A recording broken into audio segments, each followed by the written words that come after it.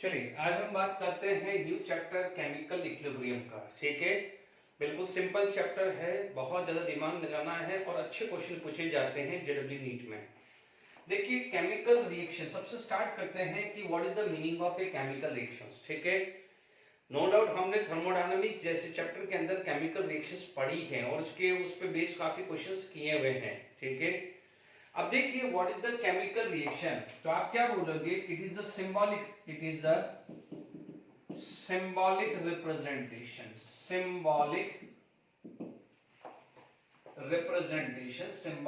representation of any chemical changes।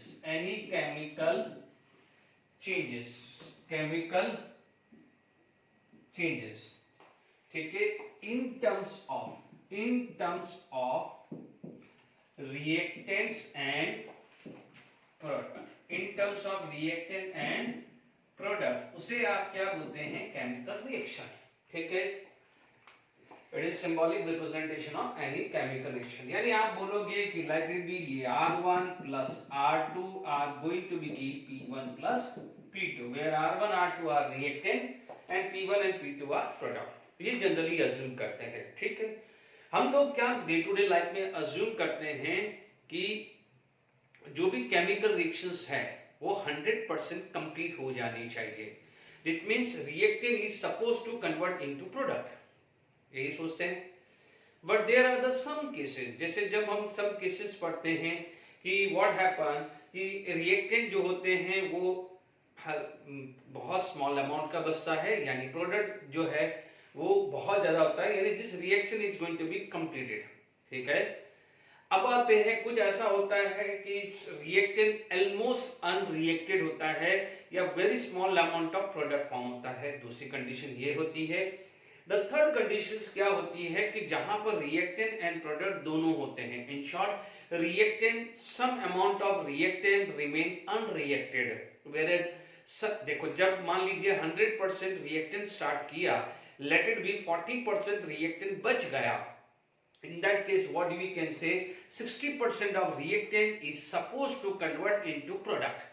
तो इसका मतलब at that instant product भी फॉर्म है, at that instant reactant भी फॉर्म है। तो here ये तीसरी कैटेगरी हुई। ठीक है, फर्स्ट कैटेगरी वहां पर रिएक्टेंट रिमेन ऑलमोस्ट नथिंग, कुछ बच रहा है, प्रोडक्ट ज्यादा फॉर्म हो रहा है। तो ये तीन सिचुएशंस होती है। ठीक है, यदि मैं केमिकल रिएक्शंस को बात करूं, अभी मैं केमिकल इक्विलिब्रियम में धीरे धीरे आऊंगा। ठीक है, पहले मैं केमिकल रिएक्शंस के बारे में बात करूं, यानी मान लीजिए केमिकल रिएक्शंस के मैं टाइप बताऊं। ठीक है, तो हमने टाइप्स ऑफ केमिकल रिएक्शंस में पढ़ेंगे endothermic, exothermic, fast reaction, slow reaction, homogeneous, heterogeneous, reversible, irreversible reactions.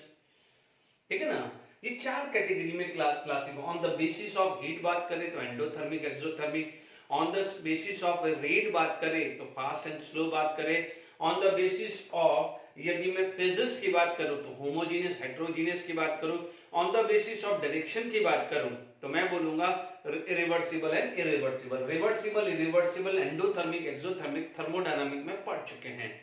ठीक है, तो देखिए आगे हमारे पास, देखिए यहां पर नेक्स्ट जो चीज बात करें तो हमारे पास आ जाएगा, मान लीजिए टाइप्स की बात करें तो टाइप्स ऑफ केमिकल रिएक्शन। ये थोड़ा सा मैं इंट्रोडक्शन दे रहा हूं, ज्यादा फटाफट पे आएंगे। Now types of chemical reaction. यदि मैं टाइप ऑफ केमिकल रिएक्शंस में सबसे पहली बात करूं तो मैं मान लूं बेस्ड ऑन हीट की बात करूं, यानी हीट पे बेस की बात करूं तो मेरे पास दो टाइप के रिएक्शंस आते हैं। One is endothermic reaction and another is exothermic reaction। endothermic reaction and another is exothermic reaction। Already हम थर्मोडायनामिक में पढ़ चुके हैं। ठीक है, हल्का सा 5-10 मिनट का इंट्रोडक्शन दे रहा हूं इसके पर। ठीक है, फिर आगे बात करें। एंडोथर्मिक में क्या होता है? Addition of heat. जैसे मान लीजिए आपके पास कैल्शियम कार्बोनेट, ठीक है, will give calcium oxide and CO2 gas. इसका मतलब जब ब्रेक होता है दिस इज एंडोथर्मिक। एक्सोथर्मिक की बात करें तो नो डाउट जहां पर फॉर्मेशन होता है N2 gas plus 3H2 gas can give 2NH3 gas. Is it clear? इसका मतलब यहां पर क्या है, हीट एब्जॉर्ब हो रही है। क्या हो रही है? हीट एब्जॉर्ब हो रही है। हीट एब्जॉर्ब यहां होगी और यहां पर क्या हो जाएगा, हीट रिलीज होगी। तो on the basis of A amount of heat या हीट की बात करें तो आप बोलोगे हीट एब्जॉर्ब तो एंडोथर्मिक, हीट रिलीज तो आप उसको क्या बोलोगे, एक्सोथर्मिक। ये पढ़ चुके हैं, ठीक है। अब आप देखिए सेकंड कैटेगरी, यदि मैं बात करूं बेस्ड ऑन फिजिक्स, ये यानी based on phase of reactant है ना, physics of reactant and product. तो अब आप देखिए यहां पर यही एग्जांपल ले लेता हूं, चलिए यही एक एग्जांपल ले लेता हूं। तो यहां पर मेरा केस क्या आ जाएगा, एक आ जाएगा होमोजीनियस, ठीक है, एक आ जाएगा हेटेरोजीनियस, ठीक है, और एक आ जाएगा होमोजीनियस, ठीक है, homogeneous. If all the reactant and product are in same phase, तो homogeneous, if either of the reactant and product are in different phase, are known as heterogeneous. So based on the phases, homogeneous, heterogeneous, ठीक है, based on the heat, endothermic and exothermic, ठीक है।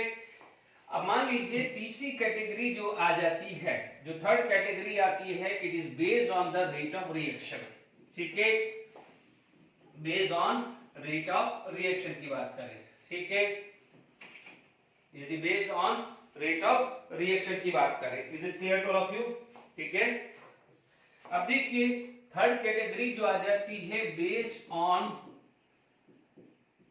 Rate of reaction, based on rate या time, rate of reaction या time बोले है ना, या टाइम बोलते हैं, ठीक है।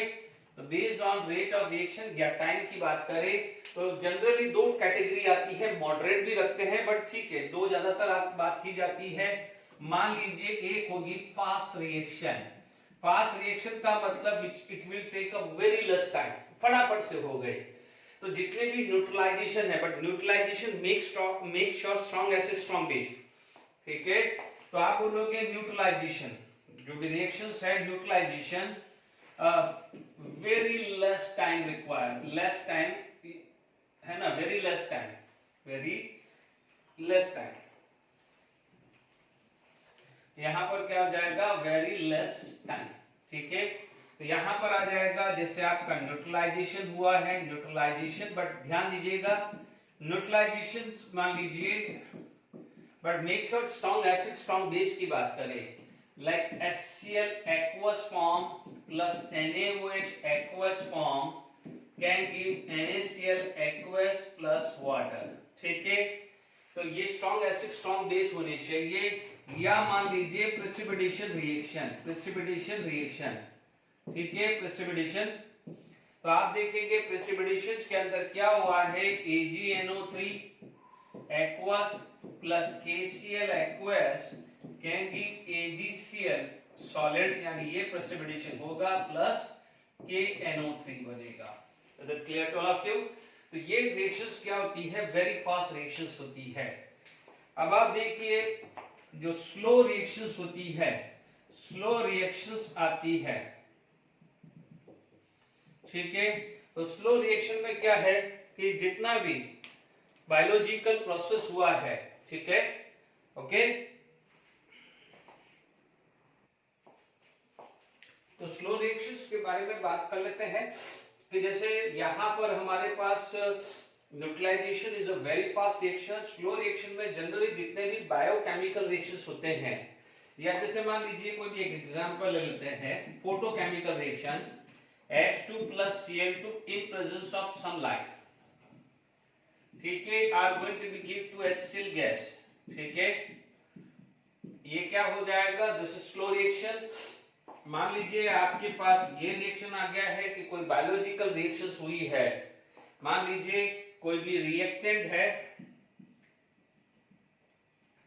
और ये प्रोडक्ट में कोई कन्वर्ट हुआ है और यहां पर आपने एंजाइम्स यूज किया है, इसे आप क्या बोलते हैं, very slow reaction. Slow reaction और इसके बीच में जो आती है उसे हालांकि कई बार इसको फास्ट, इसको वेरी स्लो, और जो बीच वाली सिचुएशन जो जनरली लैब में होती है उसे बोलते हैं स्लो प्रोसेस। ठीक है, तो वहां पर भी हमने on the basis of a rate of reaction या on the basis of speed, on the basis of rate of reaction या स्पीड या टाइम हमने डिवाइड किया है। ठीक है, अब आप देखिए यहां पर हमारे पास जो नेक्स्ट कैटेगरी आती है, जो ज्यादातर हम बात कर रहे हैं, based on direction. Based on direction हम बात कर सकते हैं reversible and irreversible reaction. Based on the direction, यदि मैं बात करूं बेस्ड ऑन डायरेक्शन, आप बात कर सकते हैं रिवर्सिबल एंड इरिवर्सिबल। ठीक है, हम ऑलरेडी बहुत डिटेल में पढ़ चुके हैं थर्मोडायनामिक में, तो इसलिए मैं यहां पर आप बोल सकते हैं सबसे पहला आपके पास आ जाएगा इरिवर्सिबल या इरिवर्सिबल रिएक्शन। ठीक है, इरिवर्सिबल रिएक्शन, और यहां पर आएगा रिवर्सिबल रिएक्शन। ठीक है, हल्का सा आउटलाइन दे रहा हूं। ठीक है, रिवर्सिबल एंड इरिवर्सिबल। ठीक है, यदि हम बात करें तो reaction occur in one direction, यहां पर सबसे पहला जो आएगा आप बोलोगे reaction occurs in one direction, only in one direction. ठीक है, वन डायरेक्शन होगा, यानी एक या तो ए से बी जाएगा या बी से ए जाएगा। यहां पर होगा reactions occur in both the direction, occurs in both direction, यानी forward as well as backward, forward as well as backward. ठीक है, यहां पर क्या है, रिक्वायरमेंट होती है ओपन कंटेनर या ओपन सिस्टम। ओपन सिस्टम ले लेते हैं या कंटेनर। ठीक है, ओपन वेसल बोल दो या ओपन सिस्टम बोल दो, ओपन वेसल, ओपन सिस्टम या ओपन वेसल बोल दो। ठीक है, रिएक्शन अकर जनरली ये होता है, और यहां पर आपको क्या रिक्वायर होता है, क्लोज कंटेनर या क्लोज वेसल या क्लोज सिस्टम। ठीक है, यहां पर ये चीज आ जाती है। मान लीजिए यहां पर आपके पास देखिए, यहां पर reaction is going to be complete, going to be complete, यानी आप इसको बोलोगे, ठीक है, going to be complete, that is end, there is end of reaction, there is end of reaction, यानी रिएक्शन का एंड होगा। यानी आप बोलते हैं ना reaction occur in 5 minute, reaction occur in 10 minute, reaction occur in 20 minute, तो वो वाली बात है। यहां पर क्या हो जाएगा, reaction continue, reaction is continue but no end of reaction, no end of reaction. ठीक है, इसमें कोई भी एंड ऑफ रिएक्शंस नहीं होता है। ठीक है, यदि मान लीजिए कोई भी एग्जांपल ले लो, कैल्शियम कार्बोनेट, ये कैल्शियम ऑक्साइड प्लस CO2। ठीक है, अब मान लीजिए ये ओपन वेसल है, ओपन वेसल है तो CO2 gate escape, open vessel है तो ओपन वेसल में क्या होगा, रिवर्सिबल नहीं आएगा। ठीक है, यदि यही चीज क्लोज में हो तो CaCO3 solid can give CaO plus CO2 gas, यानी यहां पर ये एस्केप नहीं होगा। This is in close vessel, this is in open vessel and this is in close vessel. ठीक है, यहां पर समझ में आ गया है जी। यहां पर आप देख सकते हैं कि यदि न्यूट्रलाइजेशन है, जैसे मान लीजिए NaOH plus HCl will give, बहुत डिटेल में पढ़ा चुका हूं, बहुत डिटेल में पढ़ा चुका हूं, तो इसलिए मैं आप थर्मोडायनामिक में देख सकते हैं, फिर भी मैं एक रिवीजन के हिसाब से ले लूं, क्योंकि केमिकल रिएक्शन इक्विलिब्रियम इसी पे बेस्ड है। ठीक है, ये एक्वस, ये एक्वस, ये एक्वस, ध्यान दीजिएगा, ये एक स्ट्रॉन्ग बेस है तो ये स्ट्रॉन्ग एसिड है। अब आप ध्यान दीजिए, either of the component is weak, जैसे मान लीजिए आपके पास ये आ गया कि NH4OH plus HCl, तो आपके पास आ जाएगा NH4Cl plus वाटर। ठीक है, ये वीक बेस स्ट्रॉन्ग एसिड है, तो ये क्या हो जाता है, रिवर्सिबल। तो आपने रिवर्सिबल और रिवर्सिबल के बारे में एक बात और समझ लिया है। ठीक है, केमिकल इक्विलिब्रियम पे हम बात करेंगे रिवर्सिबल, क्योंकि देखिए कोई बच्चा बोलेगा कि फर्क क्या है केमिकल इक्विलिब्रियम में। क्या होता है कि सपोज रिएक्टेंट से प्रोडक्ट बन रहा है तो प्रोडक्ट से रिएक्टेंट भी बन रहा है, ठीक है। अब आप देखिए इक्विलिब्रियम पे लगता है कि दिस इज हमें रिएक्शंस नहीं हो रही है, रिएक्शन नहीं हो रही है, क्योंकि होता क्या है कि इक्विलिब्रियम पे जो concentration of product and concentration of reactant remain constant, यानी आपको कोई भी केमिकल चेंज दिखेगा नहीं, कोई चेंज दिखेगा नहीं कि आप ये बोलोगे कि यार इसके में प्रेशर 1 एटमॉस्फेयर था तो 1.5 हो गया, या कंसंट्रेशन 1 मोलार था तो 1.5 मोलार हो गया। तो आपको जो भी मेजरेबल पैरामीटर है वो आपको चेंज दिखेगा नहीं। कलर है तो मान लीजिए लाइट ब्लू था तो डार्क ब्लू हो गया, ऐसा कुछ नहीं दिखने वाला। बट यदि आप माइक्रोस्कोप देखें या मॉलिक्यूलरली देखें तो वो पे वहां पर रिएक्शन चलती रहती है, यानी रिएक्टेंट से प्रोडक्ट बन रहा है, जितना रिएक्टेंट से प्रोडक्ट बन रहा है उतना ही प्रोडक्ट से रिएक्टेंट बन जाता है। इसीलिए अपन क्या बोलते हैं कि यहाँ पर कभी भी नो एंड ऑफ रिएक्शन, आप ये नहीं बोल सकते कि इक्विलिब्रियम रिएक्शन इस टाइम पे एंड हो जाएगी, नहीं, ठीक है। अब आप देखिए यहां तक आपने सबसे पहले केमिकल इक्विलिब्रियम की टाइप पढ़ी है, ठीक है। जस्ट ये इंट्रोडक्शन 5-10 मिनट्स का मैंने दिया है क्योंकि आपको रिकॉग्नाइज करना जरूरी है। अब आप देखिए इसके बाद आता है स्टेट ऑफ इक्विलिब्रियम, ठीक है, स्टेट ऑफ इक्विलिब्रियम, ठीक है। अभी हम ये नहीं देख रहे हैं कि वो फिजिकल है या केमिकल है, ठीक है। देखिए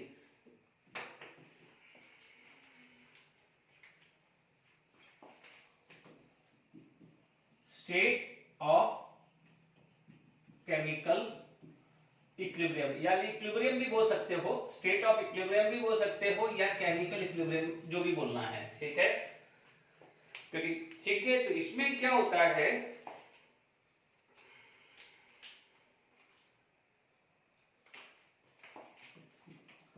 देखो स्टेट ऑफ केमिकल इक्विलिब्रियम की बजाय आप इक्विलिब्रियम ही लिख दीजिए, चलेगा। स्टेट ऑफ इक्विलिब्रियम, आप चाहो तो इक्विलिब्रियम भी लिख दीजिए, कोई बात नहीं। स्टेट ऑफ इक्विलिब्रियम मीन्स, ठीक है, यानी ए से बी, बी से ए, इसका मतलब मीन्स होगा कि driving force is balance, driving force is balance, यानी ड्राइविंग फोर्स बैलेंस है, ठीक है। बिकॉज हमने पढ़ा है कि एक्शन है तो देयर इज ए रिएक्शन, ठीक है। तो आप क्या बोलोगे कि दैट इज, ठीक है, force for forward direction, force for forward direction. Forward direction का मतलब रिएक्टेंट से जो प्रोडक्ट कन्वर्ट करने के लिए जो फोर्स लग रहा है या जो ड्राइविंग फोर्स लग रहा है is equal to force for backward direction, force for backward direction, ठीक है, फोर्स फॉर बैकवर्ड डायरेक्शन, ठीक है। अब आप देखिए कि मान लीजिए रिएक्शन स्टार्ट हुई तो यानी स्पॉन्टेनियस हुआ, because every possible reaction is known as spontaneous, ये ध्यान रखना।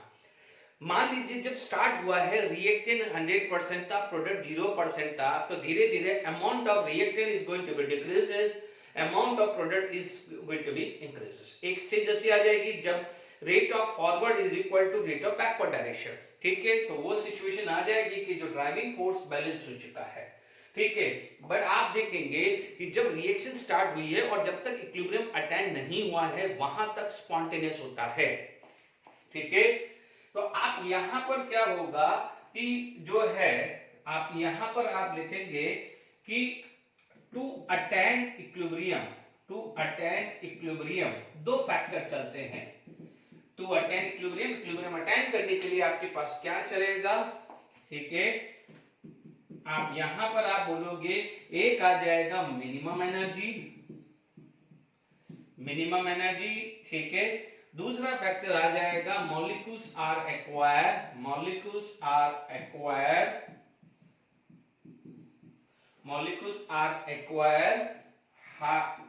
मैक्सिमम रैंडमनेस, यानी याद करिए सेकंड लॉ, मैक्सिमम रैंडमनेस, जिसको आप क्या बोल सकते हो, एंट्रोपी। ठीक है, ये क्या हो जाएगा, मिनिमम एनर्जी, यानी मिनिमम एनर्जी या tendency to be a minimum energy, क्योंकि मिनिमम एनर्जी होगा तो स्टेबल होगा।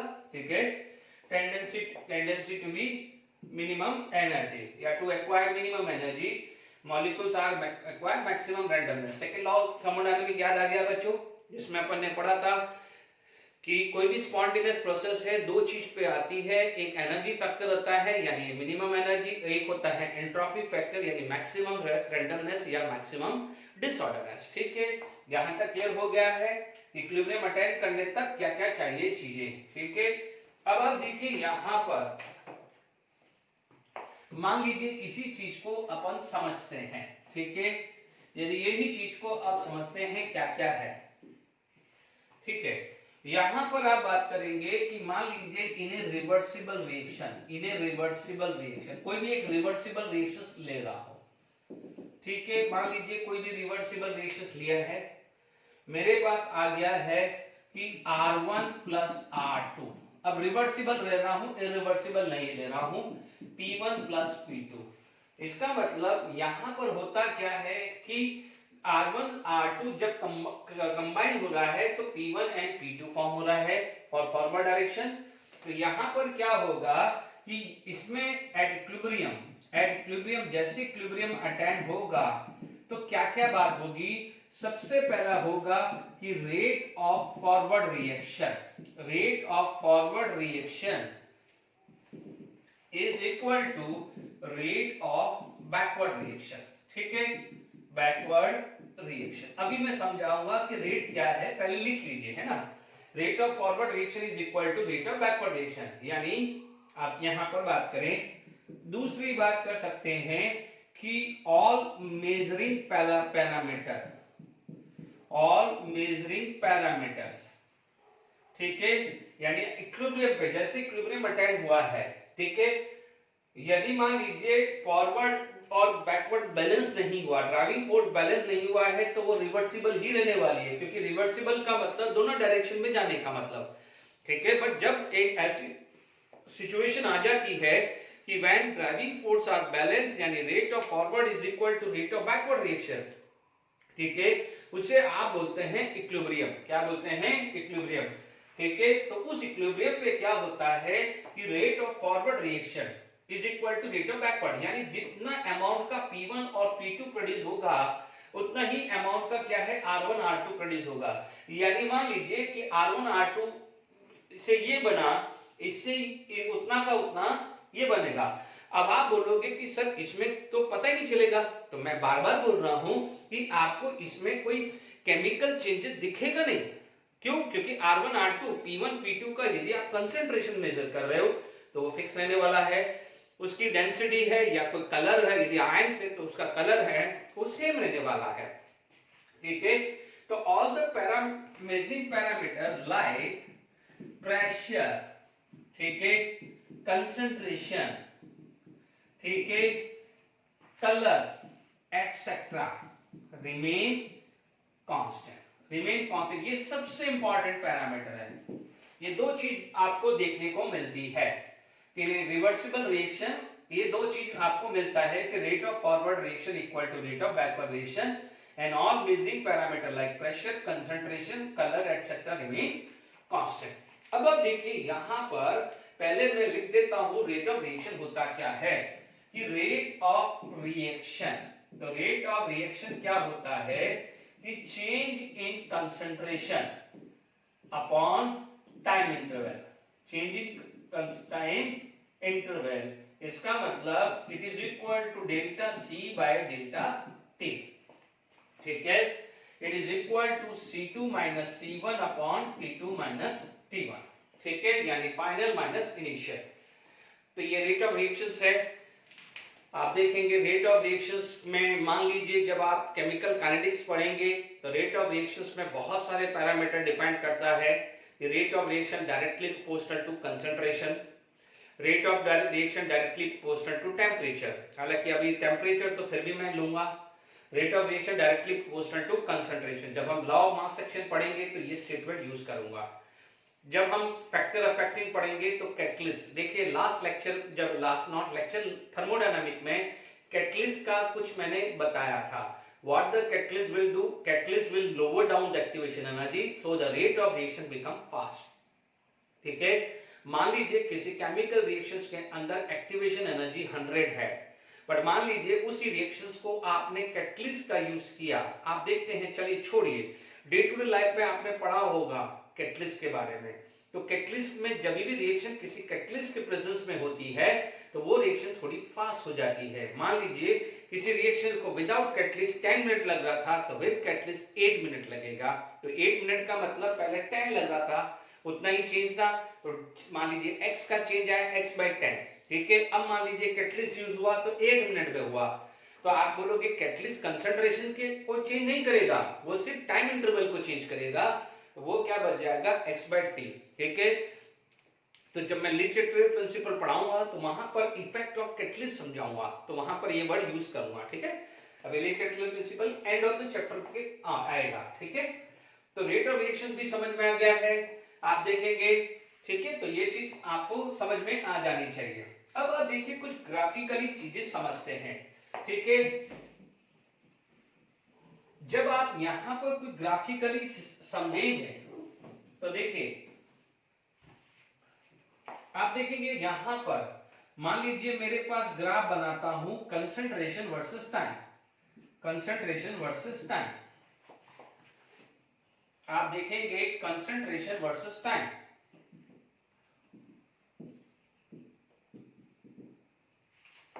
आप बोलोगे कंसंट्रेशन वर्सेस टाइम।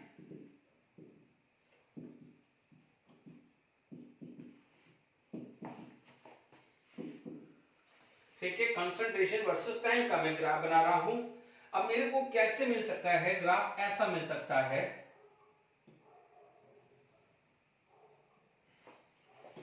ऐसा ग्राफ मिल सकता है।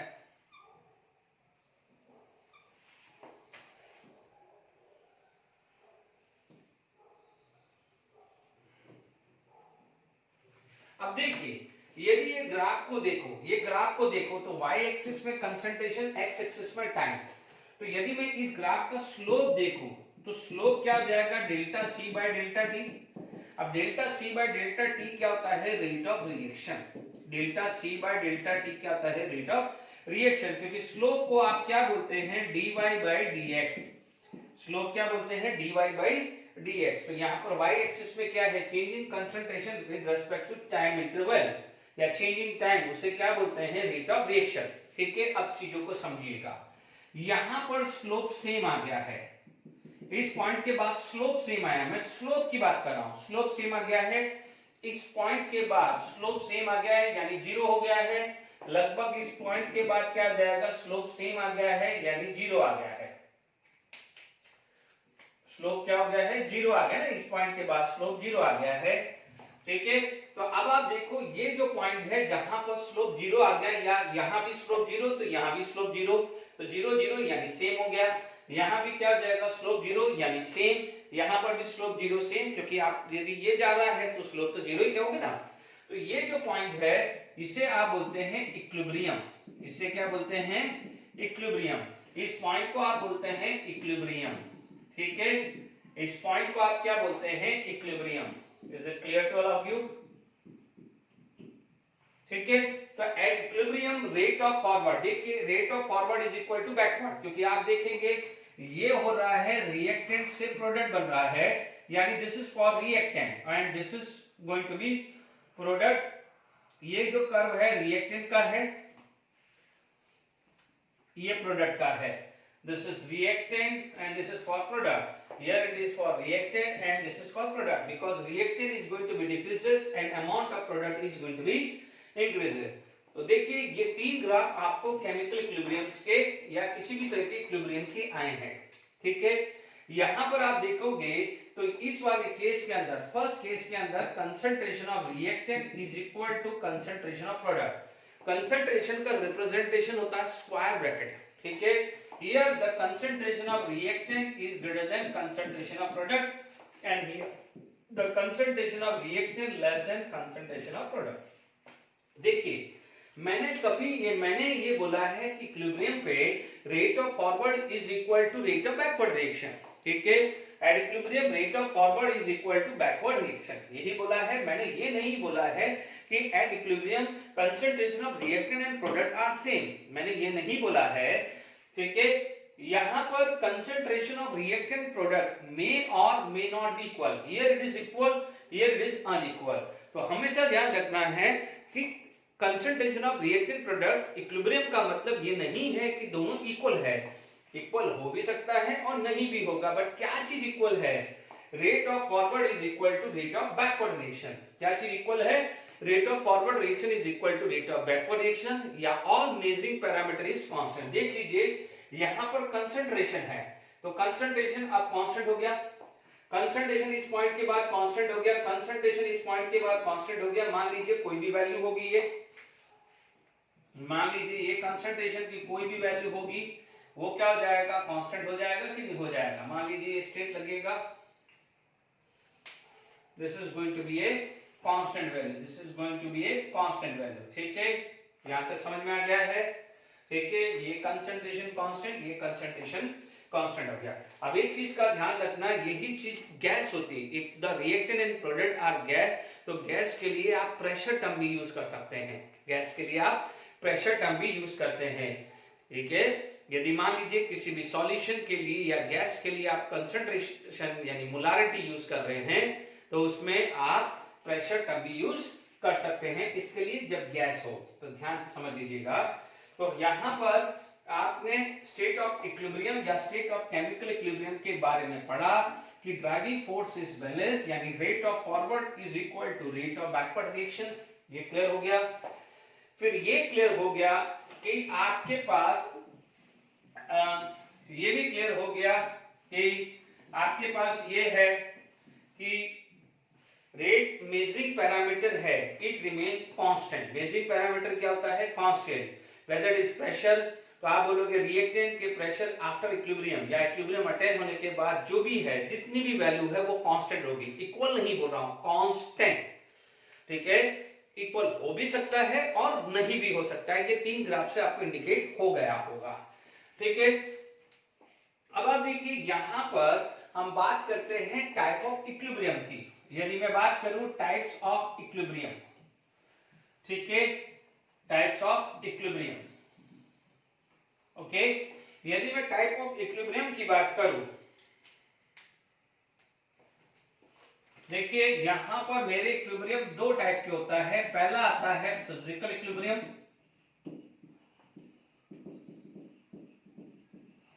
दूसरा टाइप जो मेरा आता है केमिकल इक्विलिब्रियम। क्या होता है?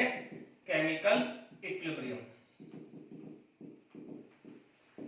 यदि किसी तरह का फिजिकल प्रोसेस हो रहा है और इक्विलिब्रियम अटेन हो रहा है, यानी क्या हो जाएगा कि there is a change in the physical state, there is a change in the physical state, यानी क्या हो जाएगा, दीज आर फिजिकल स्टेट हो तो बात कर सकते हैं ये फिजिकल इक्विलिब्रियम की। तो is it clear to all of you? अब देखिए, ठीक है,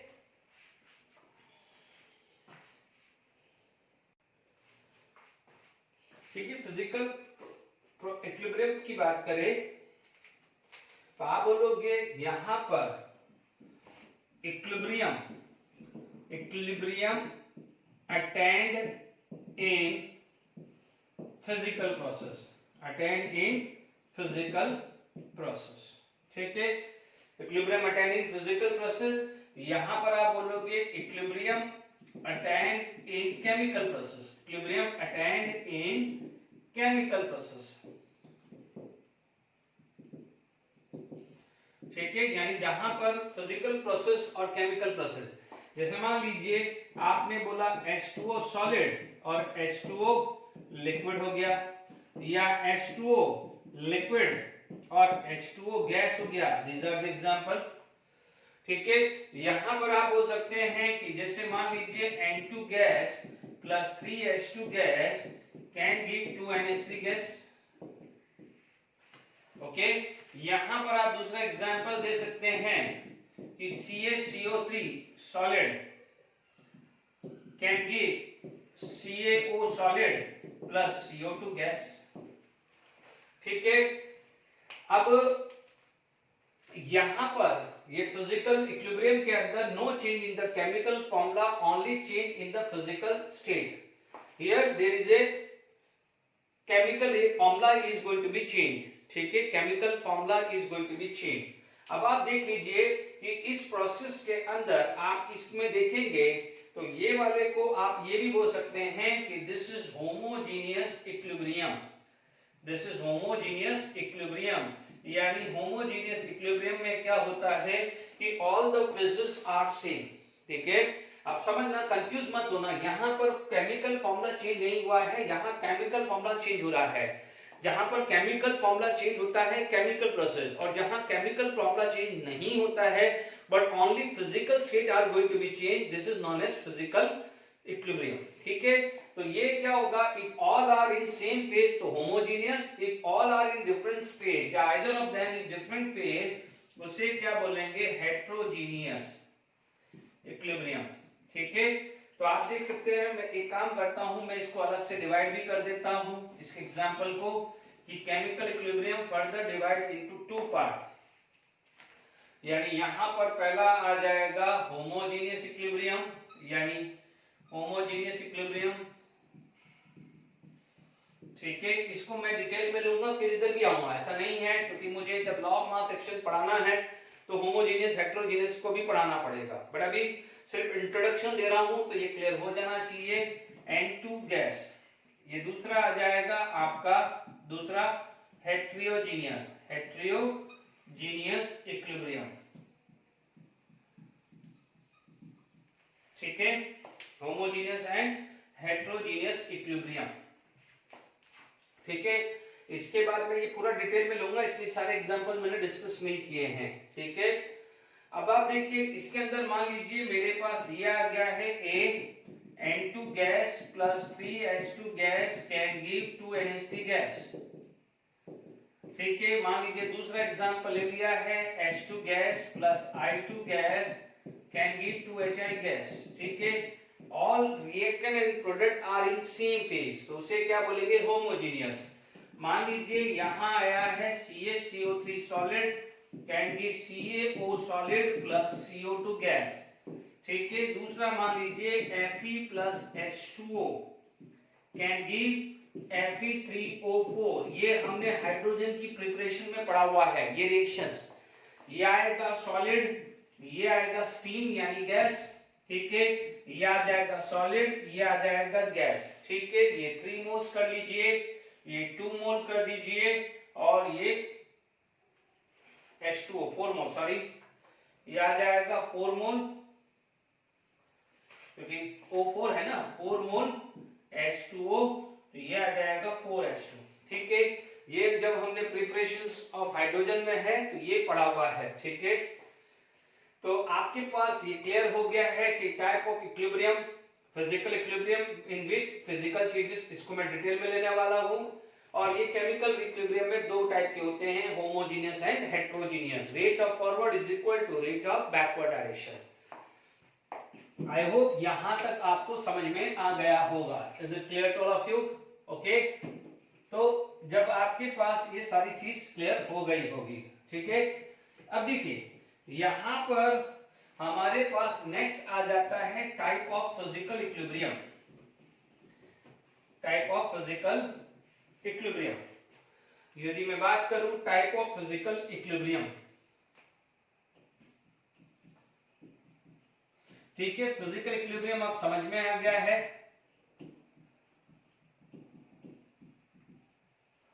टाइप ऑफ फिजिकल इक्विलिब्रियम, ठीक है। अब आप देखिए सबसे पहला जो टाइप आएगा वो आपका आता है ना, सॉलिड लिक्विड। सबसे पहला आता है सॉलिड लिक्विड, ठीक है। देखिए जो फेमस एग्जांपल है वो आता है कि H2O solid and H2O liquid, ठीक है। यहां पर आपके पास H2O solid and H2O liquid हुआ है। Is it clear to all of you? यहां पर ये क्लियर हुआ है, आई होप। ओके, ये फर्स्ट एग्जांपल क्लियर हो गया।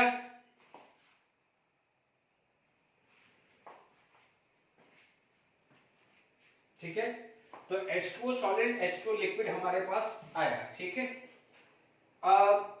नो डाउट यदि इक्विलिब्रियम नहीं होता तो what happen, either solid start to melt या लिक्विड स्टार्ट टू फ्रीज, यही होता।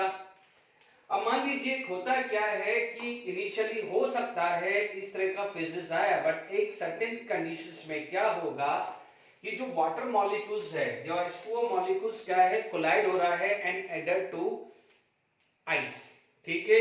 उसकी साइमल्टेनियसली जो सम ऑफ द आइस मॉलिक्यूल्स है वो क्या है, it is going toward the liquid. इसका मतलब आप इतना सिंपल लैंग्वेज में आप बोल सकते हैं कि इनिशियली यहां पर आप बोल सकते हैं कि rate of melting is equal to rate of freezing. बोल दूं यही हुआ ना, क्योंकि मान लीजिए यहां पर क्या है, H2O मॉलिक्यूल्स कोलाइड करके एडहर हो रहे हैं and going to be convert into this, and H2O solid यानी आइस धीरे धीरे टूट रहा है and it is going toward this, तो आप बोलोगे rate of melting is equal to rate of freezing, यही हुआ ना इसके अंदर।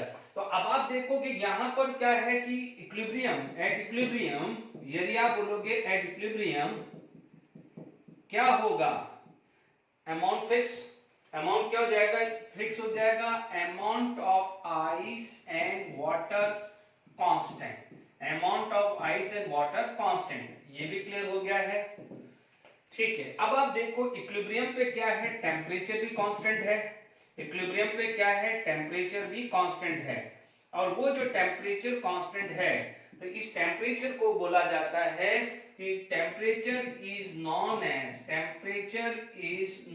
एज इस टेम्परेचर को आप बोल सकते हैं नॉर्मल फ्रीजिंग पॉइंट, इसको क्या बोल सकते हैं, नॉर्मल मेल्टिंग पॉइंट, या आप बोल सकते हैं नॉर्मल फ्रीजिंग पॉइंट, क्या बोल सकते हैं, नॉर्मल फ्रीजिंग पॉइंट। यानी आप ये बोल सकते हैं कि the temperature at which rate of melting is equal to rate of freezing is known as normal freezing point या normal melting point बोल सकते हैं। यानी rate of conversion of H2O solid into H2O liquid is equal to H2O liquid into H2O solid, यानी rate of forward is equal to rate of backward। बिल्कुल simple है, फटाफट से यहां पर आप बात करेंगे। इसका मतलब आपका यहां पर जो है टेम्परेचर कांस्टेंट है। सेकंड जो है केस, सेकंड जो आपके पास आ जाता है इक्विलिब्रियम, वो इक्विलिब्रियम आ जाता है लिक्विड एंड वेपर इक्विलिब्रियम। पहले सॉलिड लिक्विड इक्विलिब्रियम था, अब ये आ गया है, ठीक है। अब देखिए इसके अंदर क्या होगा कि आपके पास H2O सॉलिड और H2O लिक्विड, यहां पर H2O लिक्विड, H2O गैस। देखिए आप इसमें क्या कर सकते हैं कि मान लीजिए आपको मेजर करना है, तो what you can do, you can take this, okay, mercury height of the column ले लिया, ओके। अब देखिए मान लीजिए पहले ये क्लोज कंटेनर लेना है, तो सबसे पहले क्या करें कि हो सकता है मॉइस्चर अवेलेबल हो, मॉइस्चर अवेलेबल हो तो सबसे पहले क्या करोगे आप, ड्राई CaCl2 या P2O10 या P2O5 भी ले सकते हैं, because P4O10 is the dimer of P4O10, P2O5 का डाइमर P4O10 होता है। इसको क्या बोलते हैं, ड्राइंग एजेंट। ड्राइंग एजेंट का मतलब वो जो भी मॉइस्चर नेचर में होगा वो उसको ट्रैप कर लेगा। तो सबसे पहले आपने ये किया, उसके बाद आपने जैसे ये डाला, इसके बाद आपने इसको खाली कर दिया, इसको क्या कर दिया आपने, खाली कर दिया। जब खाली कर दिया तो आपने इसके अंदर डाल दिया वाटर मॉलिक्यूल्स, क्या डाल दिया, H2O लिक्विड। अब H2O लिक्विड करेंगे तो धीरे धीरे क्या हो जाएगा, वेपर्स बनना स्टार्ट होगा, रेट ऑफ इवोपरेशन स्टार्ट होगा। तो अब रेट ऑफ इवोपरेशन स्टार्ट होगा तो वेपर्स ज्यादा बनेंगे, क्या बनेंगे, वेपर ज्यादा बनेंगे। हमने ये पढ़ा था जब लिक्विड स्टेट पढ़ाया था। लिक्विड वेपर इक्विलिब्रियम फटाफट से देख लेते हैं। देखिए यहाँ पर क्या होगा लिक्विड वेपर इक्विलिब्रियम में, जैसे आप देखेंगे कि यहाँ H2O लिक्विड है और H2O गैस है, ठीक है।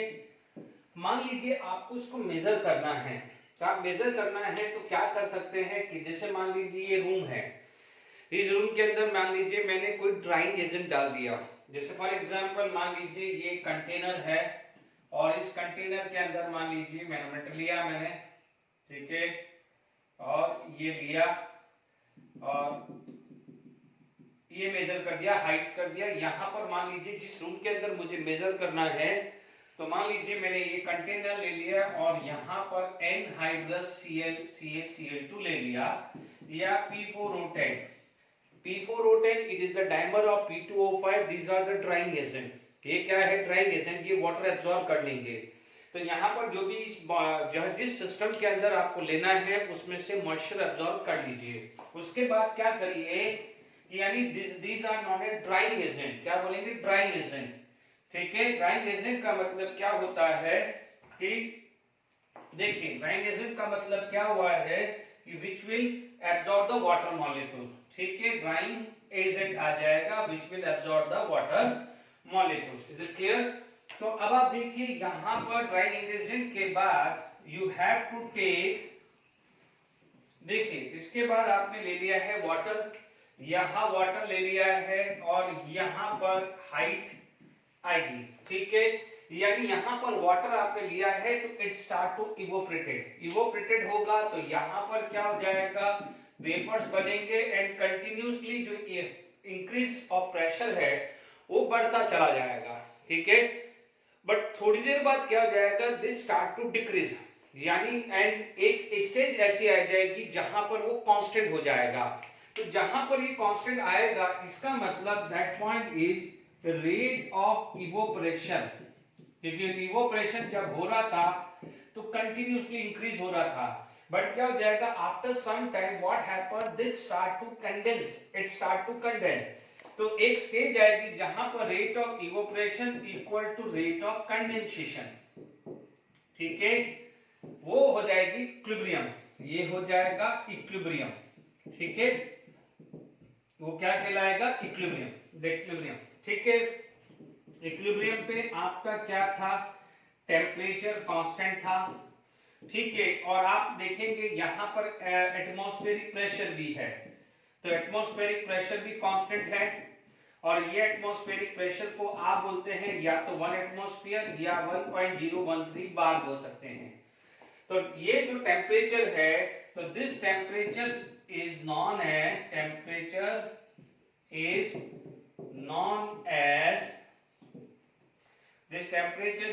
As normal boiling point. क्या बोलेंगे इसको, नॉर्मल बॉइलिंग पॉइंट, ठीक है, नॉर्मल बॉइलिंग पॉइंट बोलेंगे, ठीक है। नॉर्मल बॉइलिंग पॉइंट यानी बॉइलिंग पॉइंट क्या है, it is inversely proportional to vapour pressure, क्योंकि देखिएगा कि वेपर प्रेशर ज्यादा होगा, किसी लिक्विड का वेपर प्रेशर ज्यादा होगा, तो आप क्या बोलोगे कि the temperature at which vapour pressure is equal to atmospheric pressure, उसे बोलेंगे बॉइलिंग पॉइंट।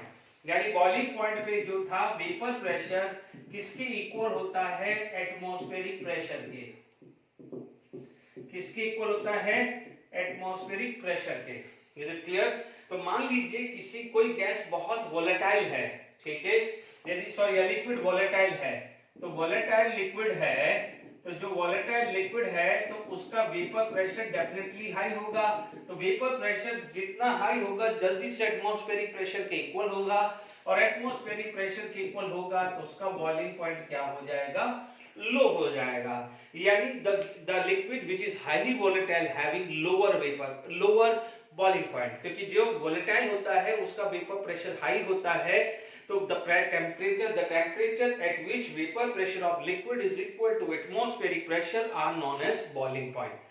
अब आप आ जाइए हायर एल्टीट्यूड पे, जब भी हम माउंटेनियस रीजन में जाते हैं तो at higher altitude atmospheric pressure is low, atmospheric pressure क्या हो गया है, लो हो गया है, तो मान लीजिए कि मान लीजिए किसी लिक्विड का टेम्परेचर यहाँ पर अर्थ पे T1 है, तो वहां पर क्या हो जाएगा T2, यानी T1 is greater than T2। तो आप ये चीज नोट करके रख लीजिएगा इंफॉर्मेशन बेसिस पे कि हायर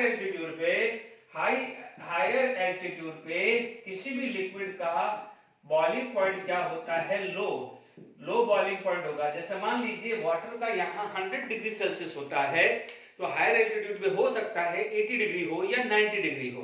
क्यों?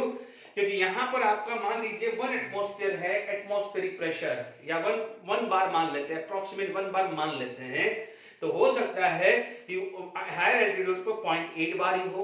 तो 0.8 बार ही है तो बॉइलिंग पॉइंट क्या होगा, the vapour pressure is equal to atmospheric pressure. तो देखिए आप समझते हैं कि vapour pressure directly proportional to temperature. तो जैसे जैसे ये टेम्परेचर बढ़ेगा, वेपर प्रेशर बढ़ेंगे, तो 0.8 जल्दी आएगा ना, 0.8 जल्दी आएगा, 0.1 तो बाद में आएगा ना, तो 0.8 जल्दी आएगा, तो वो टेम्परेचर लेस है और 1 बार वाला प्रेशर हाई है। इसीलिए क्या बोलते हैं कि हायर एल्टीट्यूड पे बॉइलिंग पॉइंट क्या होता है, लो होता है। क्यों? क्योंकि वहां पर एटमॉस्फेरिक प्रेशर लो होता है, because of that low boiling point. Clear है? ये नोट कर लीजिएगा। इसके बाद आपके पास जो थर्ड टाइप का आता है विच इज द इक्विलिब्रियम। ठीक है, सिंपल सा है। देखिए सब केस में एक ही चीज का ध्यान रखना कि इसमें वेपर प्रेशर कांस्टेंट हो गया है। ध्यान दीजिएगा, here the vapour pressure is constant at equilibrium, क्योंकि टेम्परेचर कांस्टेंट है and vapour pressure directly proportional to temperature. यहां पर थर्ड केस आ जाता है सॉलिड एंड वेपर इक्विलिब्रियम। ठीक है, आप देखेंगे कि यहां पर शुरू में जो आयोडीन है, आयोडीन सॉलिड से आयोडीन जब गैस बन रहा है, तो शुरू में जो वॉयलेट कलर है या पर्पल कलर है उसकी इंटेंसिटी इंक्रीज हो रही है, but after some time it get constant. यानी आप क्या बोलोगे कि rate of forward is equal to rate of backward reaction. Simple बात कर सकते हैं, रेट ऑफ बैकवर्ड रिएक्शन, यानी फॉरवर्ड रिएक्शंस को आप क्या बोल सकते हैं कि rate of sublimation is equal to rate of conversion of iodine gas into iodine solid, यानी rate of forward is equal to rate of backward. क्योंकि यहां पर जो कलर है, इंटेंसिटी ऑफ कलर, यानी आयोडीन का जो कलर है, इंटेंसिटी ऑफ कलर जो है वो कांस्टेंट हो जाता है। Is it clear? बहुत ज्यादा दिमाग नहीं लगाना है। ठीक है, इसे आयोडीन दिस। ठीक है, तीसरा क्या होता है, चौथा जो है और वो है पांचवा, ये कैटेगरी होती है, मैं फोर्थ और फिफ्थ में डिवाइड कर रहा हूं। फोर्थ आता है सुगर या सॉलिड एंड सॉलिड सॉल्यूशन, यानी सॉल्ट। ठीक है, इसका इक्विलिब्रियम आता है। ठीक है, अब आप देखिए यहां पर आप देखेंगे कि मान लीजिए जैसे मैं एग्जांपल शुगर ले लूं या सॉल्ट ले लूं, मान लीजिए sugar plus water, it is going to be form sugar solution. आप डे टू डे लाइफ में बात करते हैं कि मान लीजिए इसमें शुगर को आप वाटर में डालोगे, स्टेयर करोगे तो शुगर सॉल्यूशन बनेगा। शुरू में क्या हो जाएगा कि जब आप टेस्ट करोगे, धीरे धीरे हर छोटा ड्रॉप टेस्ट करोगे तो sweetness is continuously increases, but एक स्टेज पे आके क्या हो जाएगा, स्वीटनेस रिमेन कांस्टेंट। यानी अब क्या उस समय क्या बोलेंगे कि यहां पर आप बोलोगे कि rate of dissolution equal to rate of crystallisation, यानी रिवर्स को देखिए, यदि शुगर सॉल्यूशन बन रहा है तो उसे डिसोल्यूशन बोल रहे हैं, एंड शुगर सॉल्यूशन से शुगर कम आउट हो रहा है उसे बोलते हैं रेट ऑफ क्रिस्टलाइजेशन।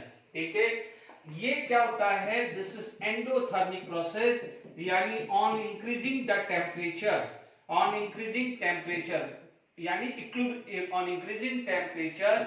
आप क्या बोलोगे, सॉलिबिलिटी इंक्रीजेस। क्योंकि आपने देखा होगा डे टू डे लाइफ में, यदि घर में स्वीट बन रही है तो आप देखेंगे कि आपकी मदर जो शुगर सॉल्यूशन बनाते हैं तो बर्नर पे रखते हैं और हीट करते हैं तो शुगर इजीली और अच्छे से डिसॉल्व हो जाता है, और उसी शुगर सॉल्यूशन को यदि आप रेफ्रिजरेटर में रखोगे तो थोड़े टाइम बाद देखोगे व्हाइट लेयर फॉर्म हो गई है। तो व्हाइट लेयर का मतलब sugar is come out from the sugar solution.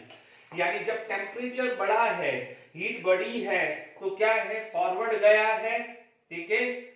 और मान लीजिए आप बोलोगे कि सर मैंने तो ऐसा कैसे रख दिया है, जब ऐसा कैसे रख दिया है तो ना तो क्या है सॉल्युबिलिटी बढ़ रही है न सॉल्युबिलिटी कम हो रही है। आपने टेम्परेचर बढ़ाया तो सॉल्युबिलिटी बढ़ी, टेम्परेचर लो किया तो व्हाइट लेयर यानी क्या है सॉल्युबिलिटी डिक्रीज होगी, यानी sugar is come out from the solution, यानी व्हाइट लेयर यानी शुगर बाहर आ रही है, ठीक है। बट आपने कुछ नहीं किया, टेम्परेचर कांस्टेंट है, रूम टेम्परेचर पर रख दिया और टेम्परेचर चेंज नहीं हो रहा है, तो उस समय क्या हो जाएगा, सॉल्युबिलिटी रिमेन कांस्टेंट। तो आप क्या बोलोगे कि एट इक्विलिब्रियम, तो इक्विलिब्रियम पे क्या होता था, टेम्परेचर कांस्टेंट, टेम्परेचर कांस्टेंट है, तो अब आप देखेंगे यहां पर सॉल्युबिलिटी भी क्या है, कांस्टेंट, यानी rate of forward is equal to rate of backward. ये डे टू डे लाइफ में बात करते हैं। नेक्स्ट जो आता है डे टू डे लाइफ में वो आता है CO2। जैसे डे टू डे लाइफ में हम सोडा वाटर लेते हैं तो आप बोलोगे गैस एंड गैस सॉल्यूशन, ठीक है।